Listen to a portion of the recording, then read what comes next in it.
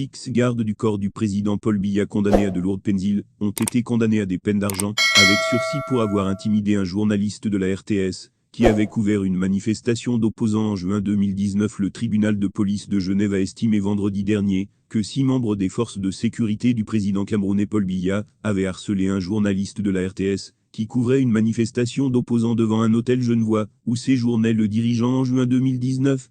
L'information, révélée par le journal Le Temps, a été confirmée par Jamil Soussi, l'avocat du journaliste.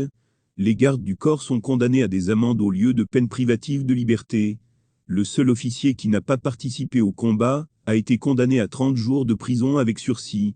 Les 5 autres peines de 90 et 100 jours d'amende sont conditionnelles. L'appel est toujours possible. Le parquet genevois avait déjà condamné les gardes du corps à des peines de prison, avec sursis d'au moins 3 mois pour ces faits par voie d'ordonnance pénale. Les agents ont protesté. Le tribunal de police s'est montré quelque peu indulgent à leur égard, et les a 7 fois condamnés à des peines financières avec sursis.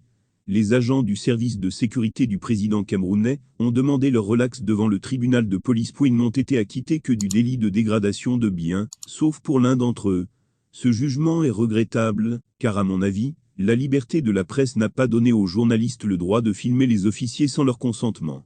Ils sont intervenus, parce que c'était pour la sécurité du président et alors que leur visage n'était pas retrouvé sur les réseaux sociaux, a déclaré Robert Assael, l'un des avocats des gardes du corps. L'affaire avait fait beaucoup de bruit, et avait été portée devant la Cour fédérale.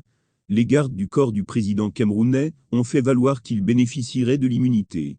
Une vision que les juges de mon repos avaient rejetée au vu des circonstances, tant les officiers n'avaient pas agi pour la sécurité de Paul Biya. Ce jour-là, le journaliste avait été harcelé devant l'hôtel Intercontinental, où séjournait le président Paul Biya.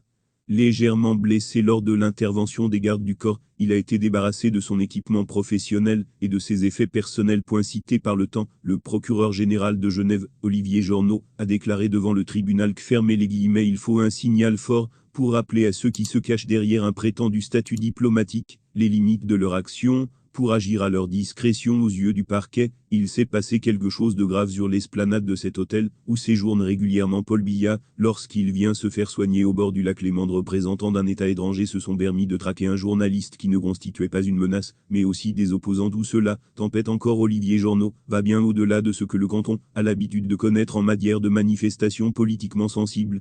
Le parquet estime également que la délégation camerounaise, qui occupe tout l'étage de l'hôtel Intercontinental, se comporte comme un État dans l'État. Un touriste américain aurait fait les frais de cette attitude et une procédure distincte a été ouverte. Cela a rendu la recherche difficile à mener. Olivier Journeau indique que les gardes du corps ont fini par se rendre à la police, et qu'ils ont proféré un festival de mensonges invraisemblables. Personne n'a attrapé le journaliste, ses affaires ont été retrouvées par terre, etc. Avant de partir se confronter aux images de vidéosurveillance, la brigade de sécurité diplomatique a également dû argumenter et insister pour retrouver le téléphone du plaignant.